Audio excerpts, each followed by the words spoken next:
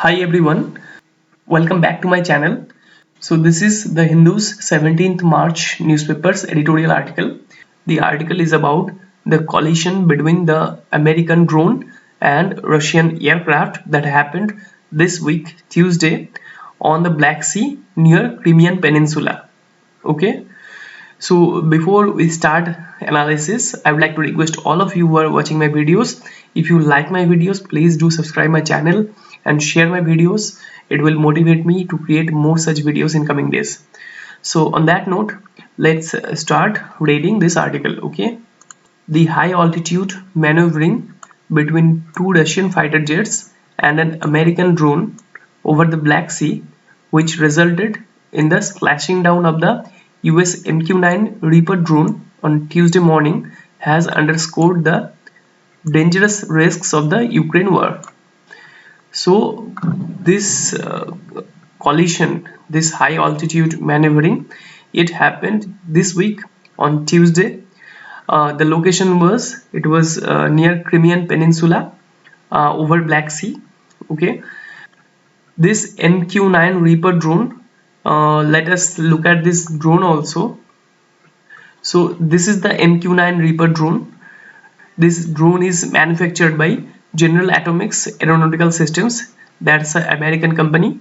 And this one unit of this drone costs around 28 million US dollar. In Indian rupees, that comes around 232 crore. Okay, so now you can see how much costly just one unit is, and so just like this one drone unit was taken down by Russian aircraft, and the drone crashed in Black Sea. Okay, this direct conflict that happened in the Ukraine war zone.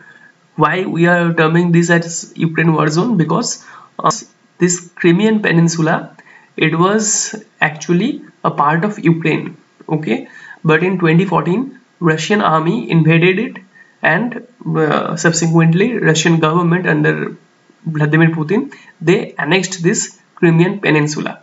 So this collision, this happened nearby Crimean Peninsula over the Black Sea, and that is completely declared as war zone. You can consider this as, and that area can be considered as Russia-Ukraine war zone. Okay, so this direct conflict in this war zone, it was a very serious issue. It had a very serious implication in geopolitics, and it was actually very risky, because two nuclear power states, two superpowers, came into direct conflict. This is the first time they came into direct conflict after last few decades. Okay, this is the first time such kind of incident happened after the Cold War period. In conflicting narratives about the incident, the Pentagon says the Russian Sukhoi 27s intercepted the surveillance drone in an international airspace, dumping fuel on the drone, colliding with it, and forcing it down. So as per US Army briefing, they said that the Russian aircrafts, Sukhoi 27 aircrafts, there were two aircrafts as per US briefing. So these aircrafts intercepted the surveillance drone. They are terming this drone as a surveillance drone. Okay, they are not saying that this drone was an attack drone. They are not saying that this drone was actually carrying any warhead or missile. They are saying that this drone was just a surveillance drone. Okay, as per US military briefing, this happened in international airspace. Okay, as per US military statement, this didn't happen in Russian airspace. Okay, so Russia should not have intercepted the drone, because it was not their airspace, it was international airspace. So any country's aircraft had the right to fly over that airspace. Okay, that is the point America is raising. So America is basically saying that the Russian Sukhoi 27 aircrafts, they intercepted this drone, they dumped fuel on this drone. Why they dumped fuel on the drone? It was done to block the drone's optical instruments. Okay, and after that, one Sukhoi aircraft directly hit the drone's propeller, and after that direct hitting, the drone crashed in the Black Sea. That is the US statement regarding this conflict. Okay, so I think you should have a look at the actual footage also. You should see how actually this collision took place. So let's see the video. As you can see, this approaching aircraft, this is Sukhoi 27 Russian aircraft, and this is the fuel splashing. Okay, this one is the fuel splashing, and this is the drone. This is the MQ9 Reaper drone. Okay, this one is the MQ9 Reaper drone, and this happened just above Black Sea. This sea, you can see, this is the Black Sea. Okay, but the Russian Defense Ministry said its jets were scrambled after a US drone violated its temporary airspace of the Crimean Peninsula, declared for its war in Ukraine, and that the American aerial vehicle lost altitude in sharp maneuvering. But the contradictory briefing came from Kremlin. It came from Russian Defense Ministry. They said that the US drone actually violated the temporary airspace that was declared all over the Crimean Peninsula. As I already told you, Russia invaded Crimean Peninsula in 2014, and they took over control of Crimean Peninsula from Ukraine, and subsequently they annexed this Crimea to their country. Okay, so now this Crimean Peninsula is under total control of Russia. So Russia has declared the airspace over the Crimean Peninsula as a temporary airspace, because that means that they have declared that the airspace over Crimean Peninsula is right now temporarily it is Russian airspace. Okay, why they have declared it? They have declared it because in this region the war is going on, the Russia-Ukraine war is going on, and that's why they have rejected America's statement that it was a international airspace, and they have said that it was the US drone actually which was violating the Russian airspace. Okay, and they also said that this American drone, this MQ9 Reaper drone, it actually lost altitude, and because it was sharp maneuvering. What does sharp maneuvering means? It means that the drone was taking very sharp turns in order to get a tactical advantage from the Sukhoi 27 aircrafts. Okay, the MQ9 recorded the incident. The footage I already showed you. The video has been declassified and would help establish the truth. In the video, we can only see the Sukhoi 27 aircraft splashing fuel on the drone. We cannot see anything before the incident and after the incident. Okay, but whatever the reason, the fact that the US lost a drone in the Black Sea, where it does not even have a naval presence, is a grave reminder of how close the nuclear powers have come to a conflict. So this MQ9 Reaper drone, one drone unit costs around 28 million US dollar. That is almost 232 crore Indian rupees. Okay, so obviously even one unit of drone is so much costly, so expensive. Okay, so of course when one such drone crashes, and that is also because some rival nation's aircraft is colliding it and making it to crash, forcing it to crash, then obviously it is not a very good sign between the diplomatic relations of US and Russia. Okay, because this kind of direct conflict, it didn't happen in last few decades. We could see such incidents only during the Cold War era. Okay, but in last few decades it didn't happen. As you know that Russia and US both are nuclear powered countries, and they have the most number of nuclear weapons in whole world. Okay, both of them. So obviously such kind of direct conflicts, and that is also when a very serious war is going on in this Ukraine war zone, since last year.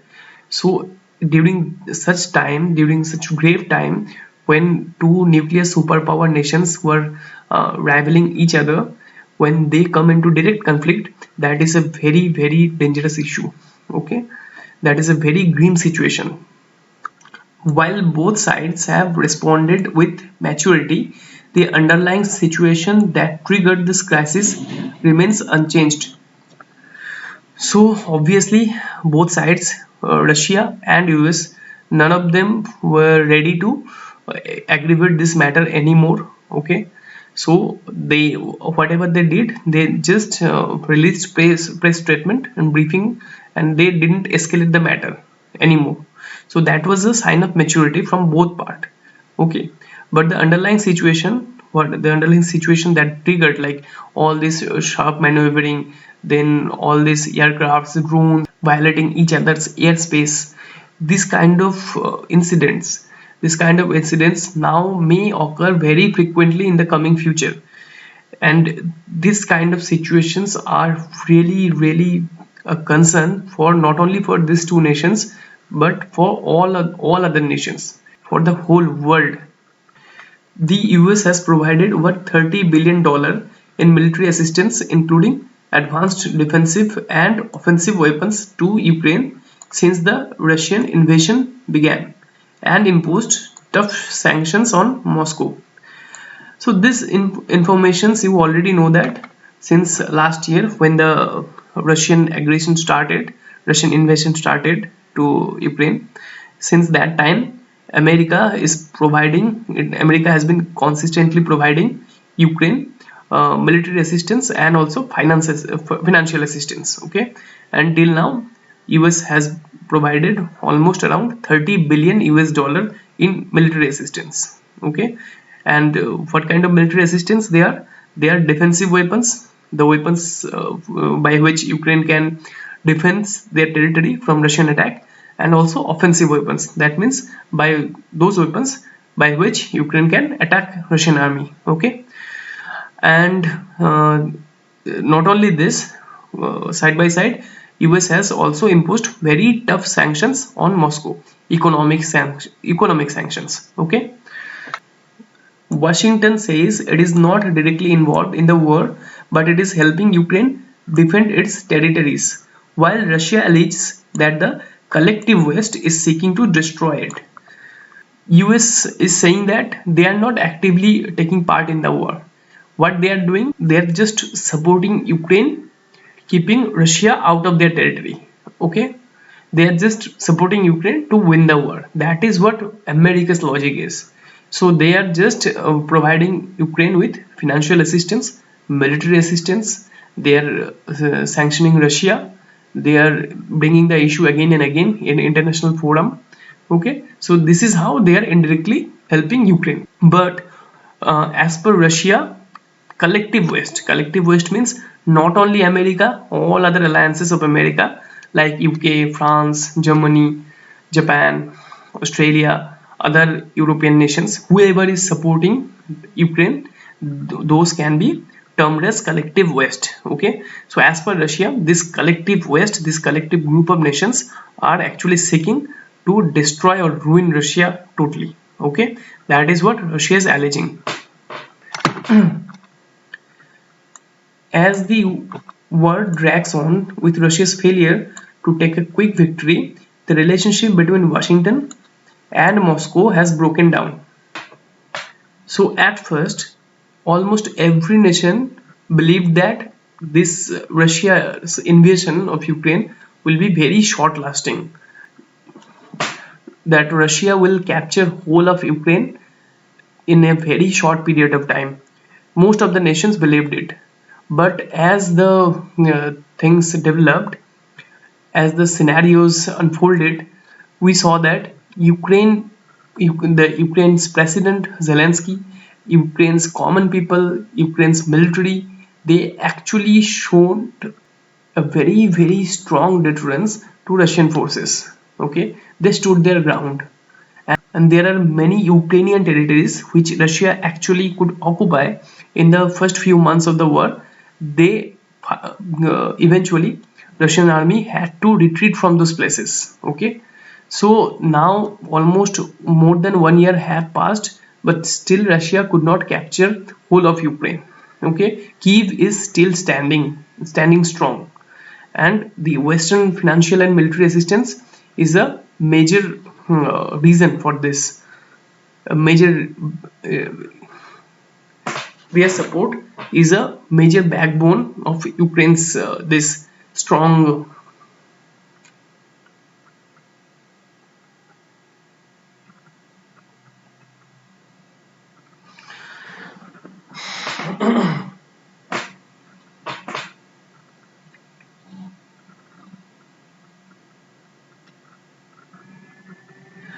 The Western support has boosted Ukraine's defense by a lot.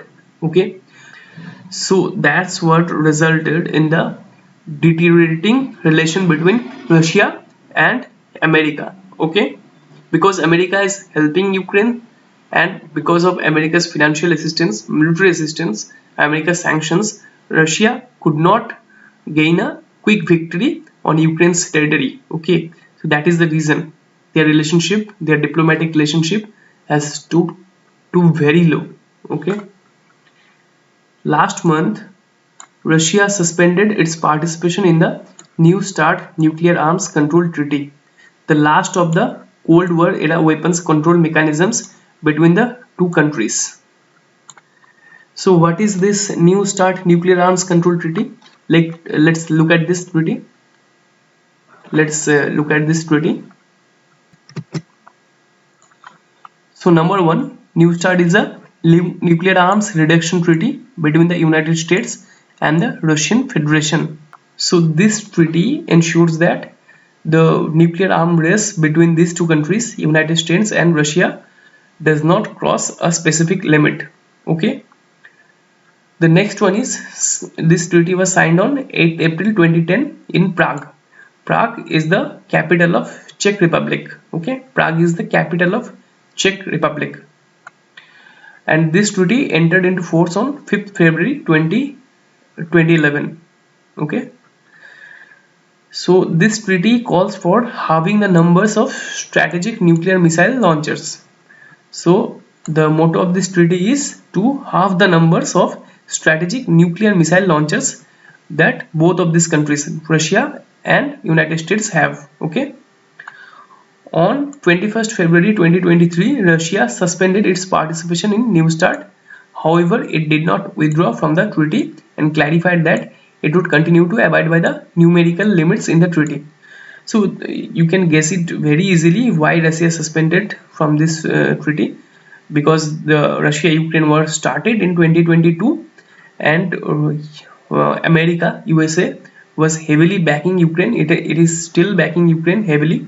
So that's why Russia suspended its participation in this New START treaty, because the relationship between Russia and America, it is to the lowest in last few decades. Okay, let's go back to the editorial.